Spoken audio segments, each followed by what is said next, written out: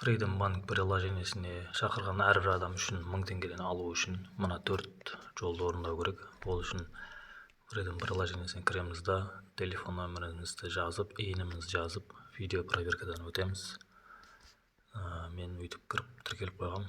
Одан кейін Freedom Bank приложениесі ішінде пустой болып тұрған кезде бірінші 4 шарт болады. 4 шарттың біріншісі карта ашу, карта ашқаннан кейін промокод енгізу, екіншісі промокод енгізу, үшіншісі 100 теңге салып, 100 единица салу, үшіншісі, төртіншісі Freedom валютасын активировать ету.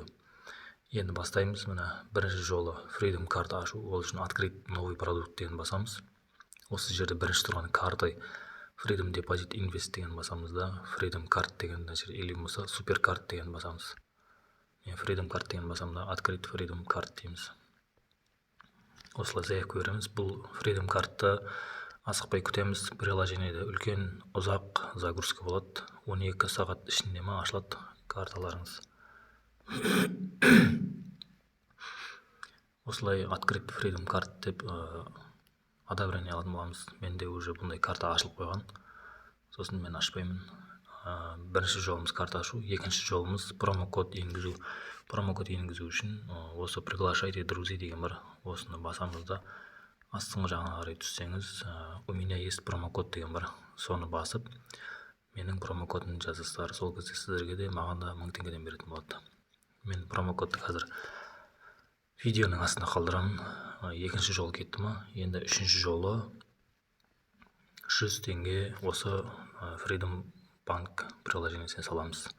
Оны Каспиіңізден толтырасыз, или болмаса народныйдан толтырасыз. Ол үшін мына Freedom карт деген басамыз да, пополнение деген бар. Осы пополнение деген басып, мына жерге жазасыз карты на карту клиент банков Республика Казахстан или СНГ деген бар. Осы жерге жазасыз да. Бұл қиын болса айтыңыздар, сіздерге 100 теңге мен сала алам. Если менің промокодымды жазсаңыздар, маған түскен жағдайда маған да 1000 теңге түседі, сіздерге де 1000 теңге түседі. Осы жерде 100 теңге шотыңызға салғаннан кейін платежи деген бар. Бұл үшінші жол. Мынау 100 теңге шотыңызға саласыз, одан кейін 100 теңге единица саласыз. Бір транзакция аяқталу керек. Мына платежи дегенді басамыз. Платежиді басқаннан кейін мобильный связь деген бар. Осыны басамыз да, мына жерге өзіңіздің телефон нөміріңізді жазасыз да. Телефон нөміріңізді жазып, кемінде 100 единица салу керек боласыз. И оплатить деген басасыз да. Подтвердить и оплатить деп басасыз. Бұмен үшінші жол бітті ма?